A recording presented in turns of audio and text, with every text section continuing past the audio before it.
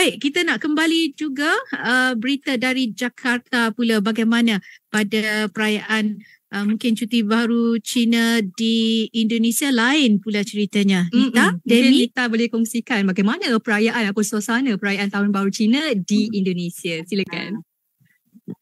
Oke. Nah, memang kalau Tahun Baru Cina atau yang biasa disebut Imlek ya, akan jatuh ini pada tanggal 22 Januari 2023. Nah, perayaan Imlek sendiri itu juga sebagai bentuk syukur. Biasanya itu dilakukan secara turun-temurun dan pastinya akan berbeda di berbagai daerah. Nah, sebenarnya di beberapa tradisi yang memang sering dilaksanakan. Di antaranya itu yang pertama adalah mendekorasi rumah atau tempat-tempat umum menggunakan instrumen atau pernak-pernik dengan nuansa merah. Nah, biasanya dekorasi ini disertai dengan benda-benda yang kental dengan etnis Tionghoa seperti lampion dan juga koin Cina. Lalu yang kedua juga ada tradisi Imlek yang cukup populer di Indonesia, selanjutnya adalah angpau. Nah, angpau ini adalah amplop merah berisikan uang yang dibagikan kepada generasi yang lebih muda dan belum menikah. Wah, kalau sebut angpau kayaknya udah semangat ya. Biasanya juga kan perayaan Tahun Baru disambut dengan firework ya, kembang api yang di mana-mana. Namun tradisi yang selalu ada di setiap Imlek itu berbeda nih, dibuat dari gulungan kertas berwarna merah yang dipercaya mampu menakut-nakuti kejahatan gitu demi menyambut Tahun Baru. Dan yang terakhir biasanya ada pertunjukan barongsai nih, dan biasanya ada di shopping mall gitu ya. Tapi itu sendiri sebenarnya dengan beragam macam etnis yang tinggal di dalamnya sangat menghargai perbedaan. Oleh karena itu, tradisi-tradisi tadi pun tidak hanya dirayakan oleh kaum etnis Cina saja, melainkan masyarakat dengan etnis lain pun sering menikmati bahkan mengikuti tradisi tersebut. Nah, pemerintah sendiri di Indonesia memberikan tambahan libur nih. Semangat nih. Sampai hari apa? Hari Senin. Tanggal 23-nya itu masih libur kita. Jadi memang ini sebagai bentuk sukacita dan memberikan kesempatan bagi etnis Cina untuk bisa berkumpul merayakan Hari Raya Imlek bersama keluarganya. Gitu, long weekend nih jadi. Long weekend. Hujung minggu yang panjang sekali lagi kan? Oke, kita mulai. Nita dan Demi pulang ke kampung juga sempena long weekend nih. Aduh, kalau saya mungkin kebetulan tidak, karena biasanya kalau weekend seperti ini sesak jalanan. Iya, pasti penuh kemacetan sama seperti Malaysia ya. Tingkat kepadatan kendaraan pasti akan, long weekend ini sudah pasti macet nih. Macet, jam ya, kesesakan trafik. Ya, macet sana biasa. Okey, Nita dengan Demi kongsikan mengenai bagaimana masyarakat Cina di Indonesia menyambut persediaan untuk Tahun Baru Cina. Rasanya lebih kurang di Malaysia juga kan. Macam tadi mereka kata mereka mendekorasi rumah ataupun dengan hiasan yang gunakan hiasan berwarna merah, juga angpau pastinya. Di mana-mana angpau. Juga mereka katakan ada firework, dan juga kalau kita pergi ke pusat mobil belah, memang sekarang di mana-mana pusat mobil belah ada hiasan bersempena dengan Tahun Baru Cina. Ya, yang paling ong adalah warnanya merah. Merah sana, merah sini kan. Warna ong je. Tapi kalau di Malaysia, Tahun Baru Cina seperti kita kongsi tadi, di libur raya kebanyakan jam, tapi sebenarnya PLAS ataupun LLM ada memberi jadual cadangan waktu perjalanan untuk mengelak kesesakan yang teruk. Contohnya kalau nak keluar tol ni, keluarlah sebelum 9 pagi. Kalau untuk memasuki tol ini, keluarlah pada pukul 10 pagi. Maknanya dia ada jadual yang dicadangkan lah untuk mengelak kesesakan. Okey, itu berita dari Jakarta berkenaan dengan tradisi menyambut Tahun Baru Cina di sana. Selepas ini, Nita bolehlah balik kampung nanti, kongsilah kepada kami cerita di sana kemudian. Kemudian simpan. Okey, baik, kita nak kembali ke berita dari Kuala Lumpur berkenaan dengan tumpuan kepada sektor perkhidmatan dalam belanjawan 2023. Kita mulakan dahulu kes.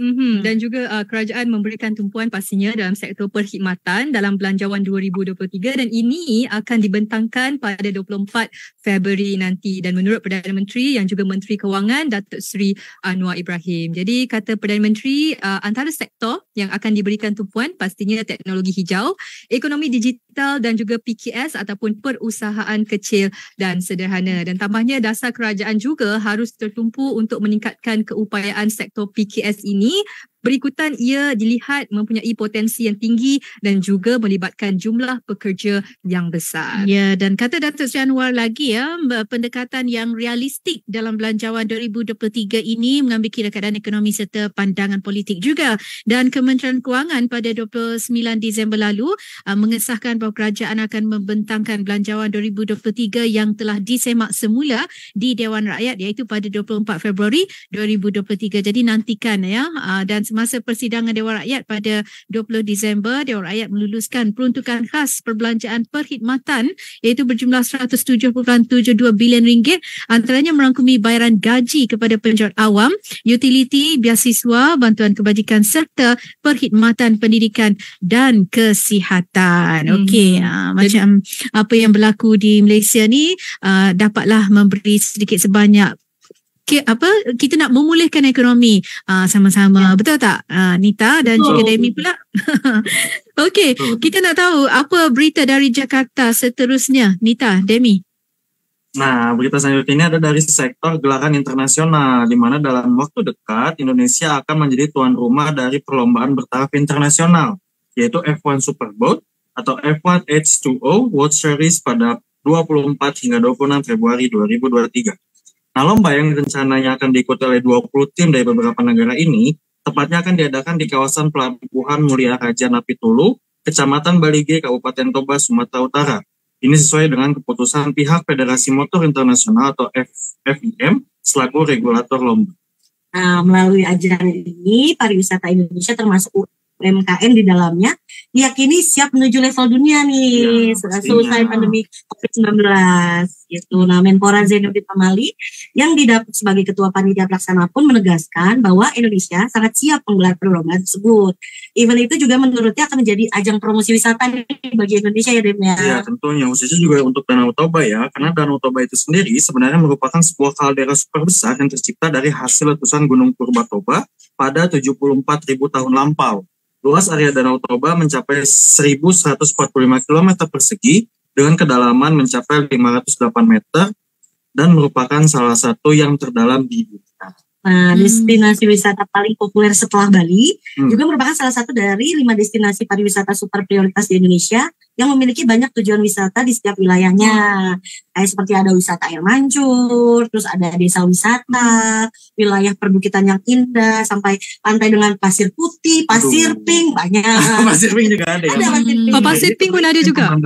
Ada mungkin di ya? daerah Nusa Tenggara Barat. Nah, sebenarnya jadi selain pemandangan yang indah juga dari Danau Toba itu sendiri, wisatawan bahkan para peserta perlombaan tersebut juga bisa dimanjakan dengan beragam tempat wisata yang tersedia di wilayah tersebut. Jadi, kalau di Bali, saya paling suka tengok padi di atas bukit, hijau je, bertingkat-tingkat padinya. Cantik amat. Daerah Ubud biasanya. Ubud ya, betul, di Ubud. Baru teringat. Kalau di Ubud tu banyak ukiran-ukiran, banyak juga benda yang boleh dibawa pulang cenderah hati kepada rakan-rakan kita lah.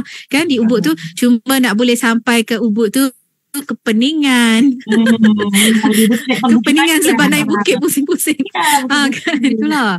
Bila Neti dengan Demi cerita pasal Danau Toba tu antara wishlist saya nak pergi tau kalau ke Indonesia. Sebab cantik, bila kita cakap pasal Danau Toba pastinya pemandangan dia indah, cantik, pulaunya lagi. Jadi rasa macam bila lah dapat pergi ke Danau Toba ni kan. Danau Toba antara Bali, Danau Toba itu. Jadi memang sebenarnya bagus tapi jarang yang banyak ke sana gitu. Makanya memang salah satu program pemerintah juga untuk menggiatkan kegiatan wisatawan atau kegiatan wisata di Danau Toba itu sendiri. Dia cantik untuk kita ambil gambar. Kita rasa berada di dalam kalender. Macam kalender macam dalam postcard kan. Macam kita dalam kalender tu, walaupun kita ni biasa je gitu. Okey, baik, itu antara berita dari Jakarta ya, Demi dan juga Nita. Jadi seketika nanti kita akan terus dalam segmen sama tapi tidak serupa.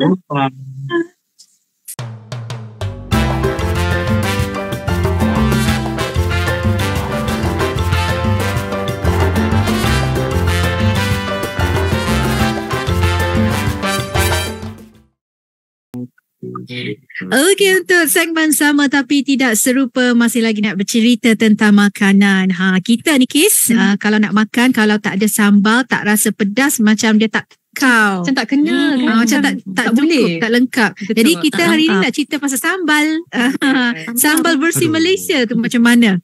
Kalau sambal dekat Malaysia ni ada terbagi pada dua tau. Mula-mula sambal kisar dengan sambal hiris. Jadi sambal kisar ni dikenali sambal tumbuk dengan teksturnya pastinya lebih halus dan lembut. Manakala sambal hiris ni pula cili yang dihiris, kemudian sama ada nak tumis ke ataupun nak gaul dengan cuka ataupun potongan bawang secara mentah. Jadi kat Malaysia ni memang ada banyak jenis sambal.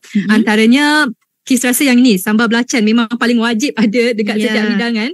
Makan dengan ulam-ulaman lagi. Jadi hanya mereka yang suka sambal belacan tahu betapa sedapnya makan nasi putih, ada sambal belacan, ada ulam-ulaman. Nazira suka tak sambal belacan? Suka sambal belacan, tapi saya rasa jenis sambal di Malaysia ni tak cukup. Satu lagi nanti saya tambah. Kedua, sambal gesek.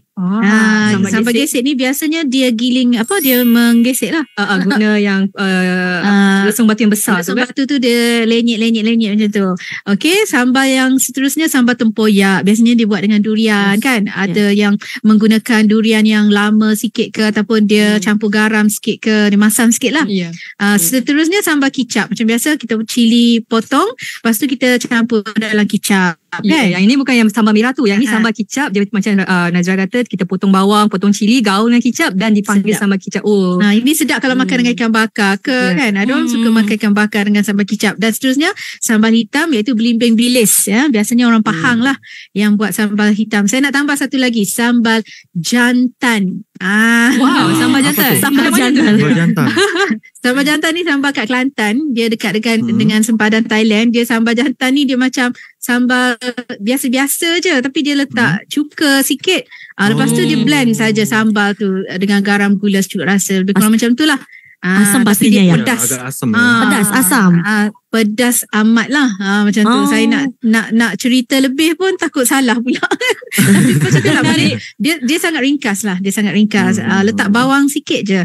Okay. Itu sambal di Malaysia, versi Malaysia. Sambal di Indonesia pula macam mana? Ini tak atau Demi? Sambal. Kayak lagu ya, sambal lado. Bukan, beda.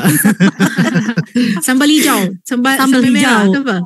Sambal. Ada salah satunya. Ada sambal memang adalah kondimen pedas yang dihidangkan sebagai sebuah hidangan sampingan atau pelengkap. Nah, secara garis besar, sambal berbahan utama itu cili ya, cili yang dilumatkan sehingga keluar kandungan sari cabai dan ditambah bahan-bahan lain seperti bawang bombay, bawang merah, bawang putih, gula, garam, terasi. Nah, meskipun sebagian besar sambal dihidangkan dalam kondisi mentah, ada juga sambal goreng yang dihidangkan setelah melalui proses penggorengan. Nah, sebenarnya tuh apa aja sih Dem sambal yang ada di Indonesia nih? Kan ada sambal gesek, sambal jantan kalau di Malaysia ya. Nah, kalau di Indonesia sendiri sebenarnya ada 5 sambal yang cukup populer. Yang pertama itu ada sambal bajak, di mana karakter sambal bajak ini lekat dengan rasa pedas dan manis. Warnanya merah pekat karena menggunakan banyak cabai merah besar dan juga cabai keriting. Bisa dikatakan sambal ini sebenarnya ramah di perut. Jadi tidak bagi orang yang tidak suka sambal, ini cocok buat mereka. Lalu kemudian juga ada sambal terasi nih. Sesuai dengan namanya, bahan utama dari sambal ini adalah terasi. Terasi sendiri sebenarnya dibuat dari campuran garam, nasi, dan juga udang rebon yang difermentasikan. Kemudian ditumbuk dan dibentuk menjadi kotak-kotak. Macam belacan ya? Kemudian saat diolah menjadi...